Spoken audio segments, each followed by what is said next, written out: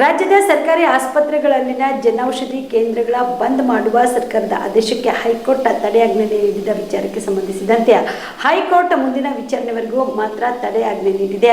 ಸರ್ಕಾರದ ನಿಲುವು ಏನು ಅನ್ನುವುದರ ಬಗ್ಗೆ ನಮ್ಮ ವಕೀಲರು ವಾದ ಮಂಡಿಸಲಿದ್ದಾರೆ ಎಂದು ವೈದ್ಯಕೀಯ ಶಿಕ್ಷಣ ಸಚಿವ ಡಾಕ್ಟರ್ ಶ್ರೀಪ್ರಕಾಶ್ ಪಾಟೀಲ್ ಹೇಳಿದರು.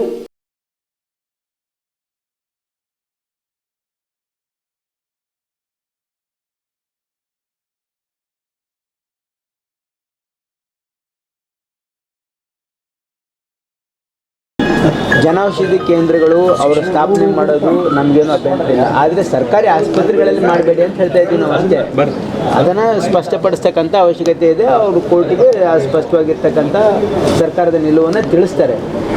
ನಾವೇನು ಹೇಳ್ತಾ ಇದ್ದೀವಿ, ಜನೌಷಧಿ ಕೇಂದ್ರ ಮಾಡಿರ್ತಕ್ಕಂಥ ಉದ್ದೇಶ ಏನು?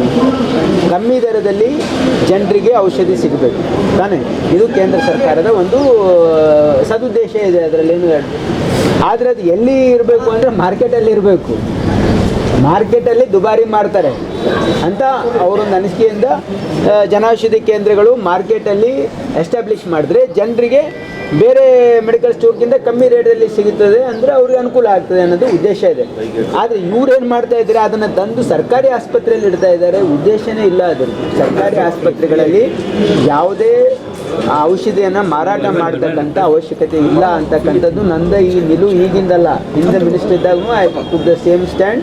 I am not allowed any Janaushadhi Kendra in government hospitals ಅಷ್ಟೇ. ನಮ್ದು ಅಷ್ಟೇ ಇರೋದು. ಅವ್ರ ಸ್ಟ್ಯಾಂಡ್ ಬೇರೆ ಈಗ ಹಾಕಿರೋದು ಅದೆಲ್ಲ ವೆಚ್ಚಗಳು ಎಲ್ಲ ಇದಾಗುತ್ತೆ. ಏನು ವೆಚ್ಚ ಆಗುತ್ತೆ? ಅಲ್ಲ, ಎಕ್ಸಿಸ್ಟಿಂಗ್ ಮೆಡಿಕಲ್ ಶಾಪ್ಸ್ ಏನಿದ್ದಾವೆ ಅವರೆಲ್ಲ ನಾವು ಖರ್ಚು ಮಾಡಿದ್ದೀವಿ, ನಮಗೆ ತೊಂದರೆ ಆಗುತ್ತೆ. ಅದು ಅವ್ರದ್ದೇನೇನು ಆರ್ಗ್ಯುಮೆಂಟ್ ಮಾಡಲಿ, ಕೋರ್ಟ್ ತೀರ್ಮಾನ ಮಾಡುತ್ತೆ. ಅಲ್ಟಿಮೇಟ್ಲಿ ಕೋರ್ಟ್ ಏನು ತೀರ್ಮಾನ ಮಾಡ್ತದೆ, we are all bound by court's verdict. That's different issue. But we will like to, ನಾವು ಸರ್ಕಾರದ ನಿಲುವನ್ನು ಭಾಳ ಕ್ಲಿಯರ್ ಆಗಿ ಸ್ಪಷ್ಟಪಡಿಸ್ತೀವಿ. ನಮಗೆ ಸರ್ಕಾರಿ ಆಸ್ಪತ್ರೆಗಳಲ್ಲಿ ನಮಗೆ ಜನೌಷಧಿ ಕೇಂದ್ರಗಳು ಬೇಡ ಅಂತಕ್ಕಂಥದ್ದು ಸರ್ಕಾರದ ಪಾಲಿಸಿ ಇದೆ. It is in public interest.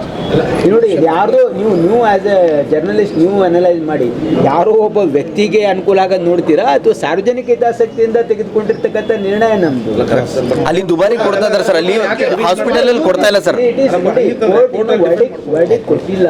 It is only temporary. ಅವರಿಗೆ ನೆಕ್ಸ್ಟ್ ಇಯರಿಂಗ್ ತನಕ ರಿಲೀಫ್ ಕೊಟ್ಟಿರೋದು ಅಷ್ಟೇ. ಇದು court will deliberate on the issues, will try to convince. ಈಗ ಹಾಸ್ಪಿಟಲ್ ಕೂಡ ಸಿಗ್ತಾ ಇಲ್ಲ ಸರ್ ಟ್ಯಾಬ್ಲೆಟ್ಗಳು. ಮೆಡಿಕಲ್ ಹೊರಗೆ ಚೀಟಿ ಬರ್ಕೊಡ್ತಾ ಇದ್ದಾರೆ. ಅವ್ರ ಸಿಬ್ಬಂದಿನ ಕೇಳಿದ್ರೆ ಫಂಡೇ ಇಲ್ಲ, ನಾವು ಇಲ್ಲಿಂದ ತರ್ತೀವಿ ಅಂತ ಹೇಳ್ತಾರೆ. ಮಾಧ್ಯಮದವರು ನಾನು ಕಳೆದ ಸಾರಿ ಒಂದು ಪ್ರೆಸ್ ಕಾನ್ಫರೆನ್ಸ್ ಮಾಡಿದಾಗ ಹೊರಗಡೆ ಚೀಟಿ ಬರೋದ್ರ ಬಗ್ಗೆ ನೀವೇನಾದರೂ ಆದೇಶ ಮಾಡಿದ್ದೀರಾ ಅಂದ್ರೆ ಆದೇಶ. ರೈತ ಬಾಂಧವರೆಲ್ಲ ನಮಸ್ಕಾರ. ನಮ್ಮ ಕಲಬುರಗಿ ಜಿಲ್ಲೆಗೆ ಈಗ ಆಲ್ರೆಡಿ ಮತ್ತೆ ಬೆಳೆ ವಿಮೆ ಮಾಡೋಂಥದ್ದು ಒಂದು ಸದಾವಕಾಶ ಎಲ್ಲ ರೈತ ಬಾಂಧವರಲ್ಲಿ ಕೂಡಿ ಬಂದಿದೆ. ನಮ್ಮ ಕಲಬುರಗಿ ಜಿಲ್ಲೆ ಎಲ್ಲ ರೈತ ಬಾಂಧವರಿಗೆ ನಾನು ರಿಕ್ವೆಸ್ಟ್ ಮಾಡ್ತೀನಿ, ತಾವೆಲ್ಲರೂ ಬೆಳೆ ವಿಮೆ, ಮುಂಗಾರು ಹಂಗಾಮಿಂದೇನು ಬೆಳೆ ವಿಮೆ ಅದರಲ್ಲಿ ನೋಂದಣಿ ಮಾಡ್ಕೊಳ್ಳಿ. ಪ್ರಮುಖವಾಗಿ ನಮ್ಮ ಕಲಬುರಗಿ ಜಿಲ್ಲೆಯ ಬೆಳೆ ತೊಗರಿ ಬೆಳೆ.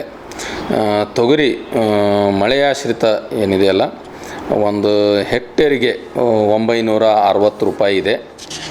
ಸಮ್ ಇನ್ಶೂರ್ 48,000 ರೂಪಾಯಿ ಇದೆ.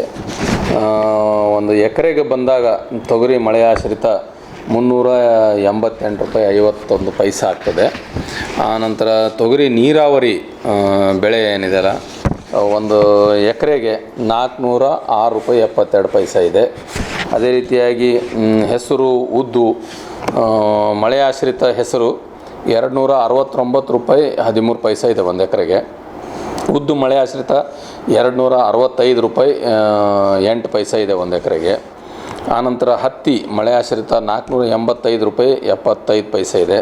ಹತ್ತಿ ನೀರಾವರಿ 1492 ರೂಪಾಯಿ 33 ಪೈಸೆ ಇದೆ ಒಂದು ಎಕರೆಗೆ. ರೈತರ ವಂತಿಕೆ ಅವರು ಕಟ್ಟಬೇಕಾಗಿದ್ದು. ಆನಂತರ ಸೋಯಾಬೀನ್ ಮಳೆ ಆಶ್ರಿತ 331 ರೂಪಾಯಿ 85 ಪೈಸೆ ಇದೆ. ಮುಸ್ಕಿನ ಜೋಳ ಮಳೆ ಆಶ್ರಿತಕ್ಕೆ 457 ರೂಪಾಯಿ 31 ಪೈಸೆ ಇದೆ. ನೆಕ್ಸ್ಟ್ ಮುಸ್ಕಿನ ಜೋಳ ಅಂದರೆ ಮೆಕ್ಕೆಜೋಳ ನೀರಾವರಿಗೆ 522 ರೂಪಾಯಿ 6 ಪೈಸೆ ಇದೆ. ಜೋಳ ಮಳೆ ಆಶ್ರಿತಕ್ಕೆ 317 ರೂಪಾಯಿ 82 ಪೈಸೆ ಇದೆ. ಈ ರೀತಿಯಾಗಿ ಈ ಎಲ್ಲ ಬೆಳೆಗಳದ್ದೇನಿದೆಯಲ್ಲ ಅಂತಿಮ ದಿನಾಂಕ 31 ಜುಲೈ ಇದೆ. ದಯವಿಟ್ಟು ನಾನು ಎಲ್ಲ ರೈತ ಬಾಂಧವರಲ್ಲಿ ರಿಕ್ವೆಸ್ಟ್ ಮಾಡ್ತೀನಿ. ಈಗ ಆಲ್ರೆಡಿ ತಾವು ನೋಡಿದ್ರೆ ಕಳೆದ ಒಂದು 5 ವರ್ಷದ್ದು ನಾವು ವರದಿ ನೋಡಿದಾಗ ಒಟ್ಟಾರೆಯಾಗಿ ನಮ್ಮ ಜಿಲ್ಲೆಯಲ್ಲಿ 6,64,461 ಜನ ರೈತ ಬಾಂಧವರು ಬೆಳೆ ವಿಮೆಗೆ ನೋಂದಣಿ ಮಾಡ್ಕೊಂಡಿದ್ರು.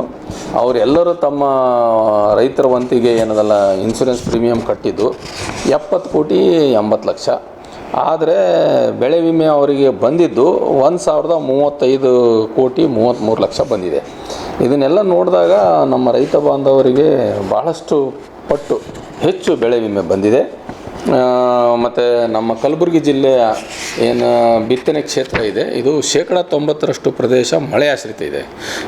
ಮಳೆ ಮೇಲೆ ಅವಲಂಬನೆಯಾದಂಥ ನಮ್ಮದು ಪ್ರಮುಖವಾದ ಪ್ರದೇಶ. ಅದಕ್ಕಾಗಿ ನಮ್ಮಲ್ಲಿ ಏನಾಗ್ತದೆ, ಮಳೆ ಕೆಲವೊಂದು ಸಲ ಮಳೆ ಬರ್ಬೋದು, ಕೆಲವೊಂದು ಸಲ ಮಳೆ ಕಡಿಮೆ ಹೆಚ್ಚಿಗೆ ಬರ್ಬೋದು. ಇಂಥ ಒಂದು ಸನ್ನಿವೇಶ ಇದ್ದಾಗ ಬರ ಬರ್ತದೆ, ಇಲ್ಲ ನೆರೆ ಬರ್ತದೆ. ಅದಕ್ಕೆ ತಾವು ತಮ್ಮ ಬೆಳೆಗೆ ಸಂರಕ್ಷಣೆ ಮಾಡ್ಕೊಳ್ಳೋಕ್ಕೆ ಬೆಳೆ ವಿಮೆ ಏನಿದೆಲ್ಲ ಒಳ್ಳೆಯ ಒಂದು ಸದಾವಕಾಶ ಇದೆ. ಮತ್ತು ಸರ್ಕಾರ ಈ ಒಂದು ಬೆಳೆ ವಿಮೆ ಅಂತ ಯೋಜನೆ ಜಾರಿ ಮಾಡಿರೋದ್ರಿಂದ ತಮ್ಮ ಬೆಳೆಗೆ ಬರುವಂಥದ್ದು ಈ ಒಂದು ಸಮಸ್ಯೆಗೆ ತಾವು ಏನದಲ್ಲ ಬೆಳೆ ವಿಮೆ ಮಾಡಿಸಿ ಅದಕ್ಕೆ ಪ್ರೊಟೆಕ್ಟ್ ಮಾಡ್ಕೋಬೇಕು ಅಂತ ನಾನು ತಮ್ಮೆಲ್ಲರಲ್ಲಿ ರಿಕ್ವೆಸ್ಟ್ ಮಾಡ್ತೀನಿ. ಇದಕ್ಕಾಗಿ ನಮ್ಮ ಈ ಇಫ್ಕೋ ಟೋಕಿಯೋ ಅನ್ನೋದು ಜನರಲ್ ಇನ್ಶೂರೆನ್ಸ್ ಕಂಪ್ನಿ ಏನೆಲ್ಲ ನೋಂದಣಿ ಆಗಿದೆ.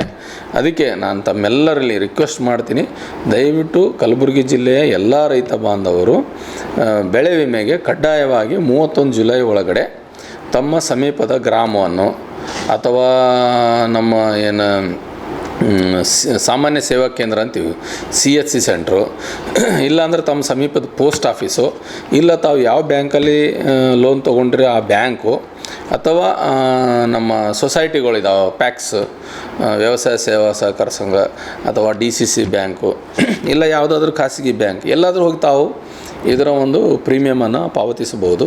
ದಯವಿಟ್ಟು ಪಾವತಿಸಿದ ಪ್ರೀಮಿಯಮ್ದು ರಸೀದಿ ಇಟ್ಕೊಳ್ಳಿ ತಮ್ಮ ಹತ್ರ. ಯಾವ ಬೆಳೆಗೆ ಯಾವ್ದು ಇನ್ಶೂರೆನ್ಸ್ ಎಕ್ನಾಲಜ್ಮೆಂಟ್ ನಂಬರ್ ಇಟ್ಕೊಂಡು ತಾವೆಲ್ಲರೂ ಮುಂದಿನ ದಿವಸದಲ್ಲಿ ಲೋಕಲೈಸ್ ಕೆಲಾಮಿಟಿ ಅಂತ ಹೇಳ್ತೀವಿ, ಮಳೆ ಏನಾದರೂ ಹೆಚ್ಚು ಬಂದರೆ ಅಥವಾ ಬರ ಬಂತು ಅಂದರೆ ಮಿಡ್ ಸೀಸನ್ ಅಡ್ವರ್ಸಿಟಿ ಅಂತ ಹೇಳ್ತೀವಿ, ರಾಶಿ ಹಂತದಲ್ಲಿ ಪೋಸ್ಟ್ ಹಾರ್ವೆಸ್ಟ್ ಲಾಸಸ್ ಇರ್ತದೆ, ಇಲ್ಲಾಂದರೆ ಬೆಳೆ ಕಟಾವು ಆಧಾರದ ಮೇಲೆ ಇನ್ಶೂರೆನ್ಸ್ ಬರ್ತದೆ. ಅದಕ್ಕೆ ಸಾಕಷ್ಟು ಪ್ರಮಾಣದಲ್ಲಿ ಇನ್ಶೂರೆನ್ಸ್ ರೈತ ಬಾಂಧವರು ಮಾಡ್ಕೊಳ್ಳೋಕೆ ಅನುಕೂಲ ಇದೆ.